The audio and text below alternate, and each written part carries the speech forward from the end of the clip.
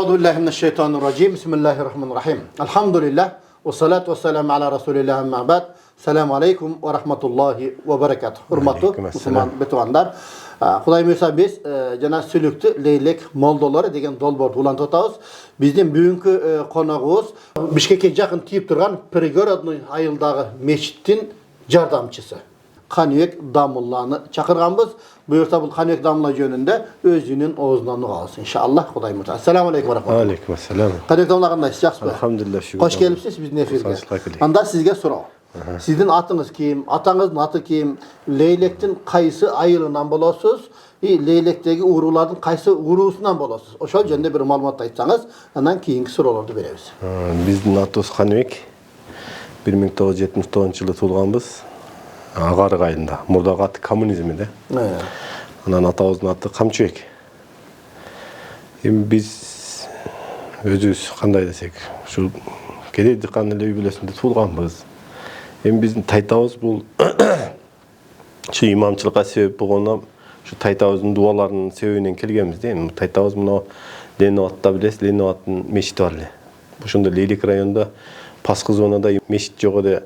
Бүт аксакалдар ошол Ленинабадка барып жумуп келет эле. Автобустар. Ленинабад азыркы аты Ходжент шаар. Ходжент. Ошо Ходженттин имам хатиби эле. Анан тажик, өзбек, азыр ошол Лейлектеги Пасқы зонуна Мамазиялар, ошол Молла Мамазия. Ошолор ошондон сабак алган эле айтабыз. Анан кайтып биз эле кайтып Мамазиянан өзүбүз сабак алдык да жаш убактан. Ошон биринчи китебиз Малимсан болду. Анан шарият. Бунда тайтаңыздын аты ким ошондо? Молла Токтор деген. Молла Токтор. Молла Токтордун небереси бар. Эndi азыр ошол Ошондо Тажикстанга имам болгон, а? Тажикстан имам болгон. Кыргызстандан барып иштеп турган ошол. Кыргызстандан барып иштеп турган. Анан ошол өткөндөн кийин китептерини ошо бизде баягы биздин Лейлектин тили менен тишип өткөндөрүнү ошол Лейлектин дамлалары алып кеткен. Анан тишип өтпөгөндөрүн кайрадан чамаданга салып, тагам экөөбүз ошо Ленинабадтын немесиге алып барып бергенбиз да, мечитиге. Ошо китептерди коюп койсок болмок экен. Азыркы күндө энди мен өзүм 3 бала, бир кыздын атасымын. Азыр бардыгы алхамдулилла медреседе да. Энди өзүбүз жакшы окуй албадык, эми ушу балдарды окутайык деп аталык милдетибиз Алла менен тааныштырып атабыз. Эми сиз Лейлектин кайсы урусунан болосуз? Кесектердин. Чапкылдык урусунан болот. Чапкылдык. Чапкылдыктардан. Бул жерде өзү атаңыз молдолуу эмес экен, демек тайтанын таасири экен да, тайтанын таасири. Эми бул жерде дагы бир суроо. Ошол дин илимге кайсы жылдары кандай себептен мындай кызыгып калдыңыз? Биз ошол жаш убакта бир 2 класс bedek Молла Мамазиядан барып сабак алганбыз. Биринчи китеп ошол коммунизмде. Анан мен ошол энди жаш ошо айылдын балдары келет да, мен ошол жерде старостедем. Анан мен Дамланын барып уйларын аркандап келет элем тоого, күндүз абетте барып сугарып келип, сугарып кайра аркандап келип, ошонун кызматын кылып ошо киши менен жүргөм сабактан тышкары.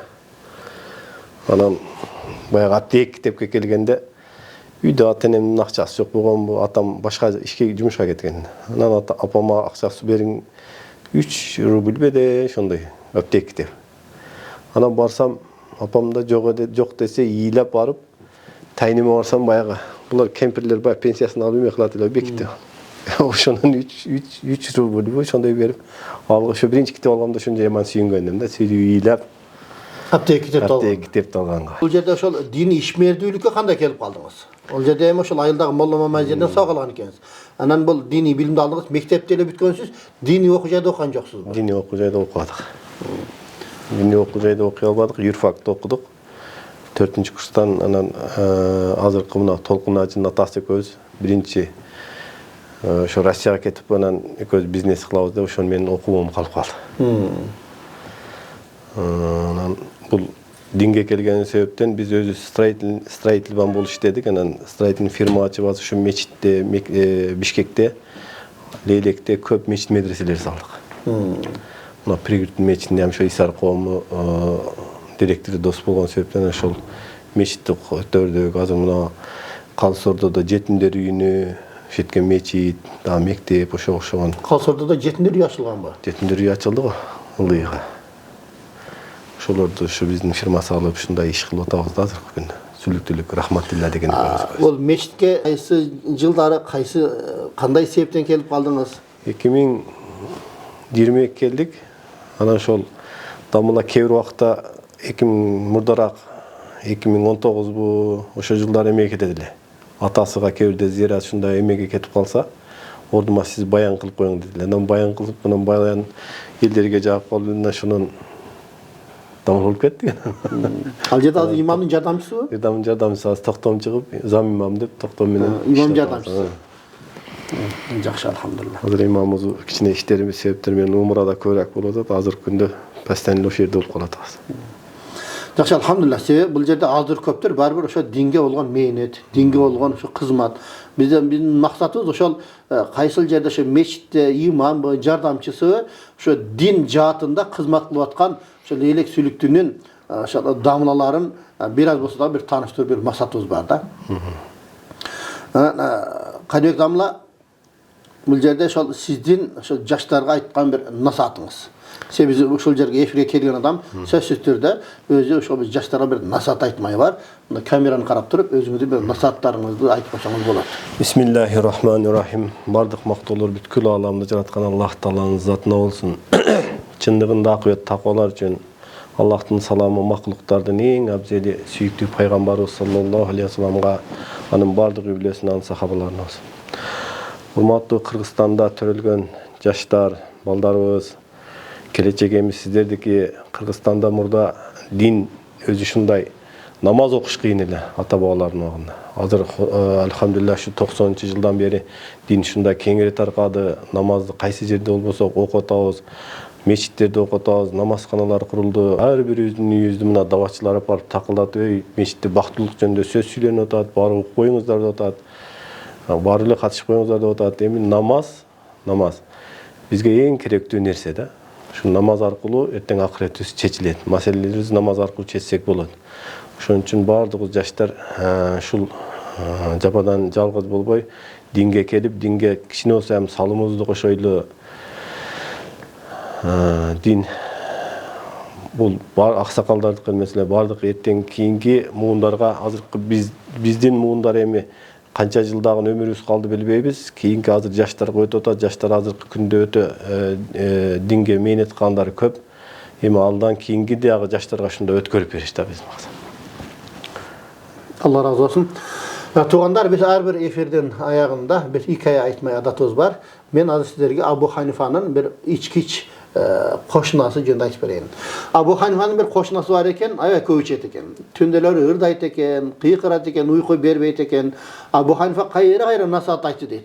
Ulam nasihatını aytıp, tak ruhbay koygonda deyt. Köngülü kaldı, ümit üzüldü deyt. Keyin bir gün kaz olup kalan eken, ayalı kelip durup, menin şol kүйөөм kayçıp olup kaldı. Janazasını okup ber desem men okuayım deyip koyuptur da bayar жерде. Oşondan ertesi tuş gördü deyt. Tüşünde janakı kişi, koşunası bayağı içkiç, arak içken kişi beyişte jüret deyt. Şunçalık jırgap jüret deyt. Oşonda aytayt, ne sizler Abu Hanifa'ga aytıp koygulaçı. Beyiştin açkışı Abu Hanifa'nın kolunda emes eken. Beyiştin açkışı Abu Hanifa'nın kolunda emes eken. Beyiştin açkışı Allah'ın kolunda eken degen sözü aytıptır da. Oşondan keyin Abu Hanifa oylanıp kalıptır da, bu nege mынтип айтат? Kanday boldu dep. Anan ertesi barıp ayaldan soraptır. Senin kүйөөң biz bilbegen bir işlerde jasaçı ele dese, o sen bilgende köçet ele. Biroq juma күндөрү daima ayıldagı böyle jetimlerdi жыйнап alıp durup, oşolora tamak aç berip başlarından sırlap ыйлайт ele. Maga okşon könökөр bir ağаңарга bir dua kılıp koygulaçı. Mümkün biröңөрдүn duаңар kabul bolot dep, takay juma күндөрү oşontip ыйлайт ele. Tamak beret ele degen eken. Oşonu ukanda Abu Hanifa ya ökündü deyt. Peygamberimiz sallallahu aleyhi ve sellem'in hadisi var emes mi? Kimde kim tozok amaldарын жасап жүрүп, тозокко bir kadam kalganda taqdırga жазылганы келип, бейиш амалдарын жасап жүрүп өлүп жүрүп, al beyişke келет деген hadisi бул. Чын турбайбы деп ыйлаган экен. Ошондон тугандар, biz эч качан үмүтүбүздү үзбөйлү, biz бирөөнү басынтпайлы, бирөөнү кемсинтпейли, senin илимиң жок, senin билимиң жок, sen namaz окубайсың, sen тигинде кыласың, sen мындай иш кыласың деп эч кимди бир кемсинтпешибиз керек. Анткени Kuday saklasın. Ertesi günü biz adaşıp ketişimiz mümkün. Oşol adam bizden ötken takva adam olup ketişi mümkün. Oşan neseni Abu Hanifa'nın okuyasından ben sizlerge kıskaça aytıp verdim. Anda biz Kanybek damladan bir duasını alıp efirde jıйынтыктайлы. Bismillah. Amin. Allahumma salli ala seyyidina Muhammed. Allahumma salli ala seyyidina Muhammed. Allahumma salli ala seyyidina Muhammed. Ya zal celali vel ikram. Ya zal celali vel ikram. Ya zal celali vel ikram. Ya Rahman Rahimin. Ya Rahman Rahimin. Ya Rahman Rahimin. Ya Allah sen merimdülerдің merimdüsün, kechirimdülerдің kechirimdüsün. Şu leylek sülüktüde kança mehnat qilgan damlalardan Allah Taala ömürlerini uzun kılgın ya Allah. Şu leylek sülüktüden kançalagan şulardan batasından kançalagan damlalar çıkıp alardagı uşunday leylek eliге жана бүткүл Кыргызстанга дуа кыла турган дуа кыла турган пенделерден кылгын ya Allah. Har biribиздин ömürlөрүбүзгө береке бергин, тапкан туткандарыбызга береке бергин. Har biribиздин рызкыбыз асманда болсо жерге түшүрүп бергин, жердин астында болсо үстүнө чыгарып бергин, алыс болсо жакындатып бергин, жакын болсо берекелүү кылып бергин ya Allah.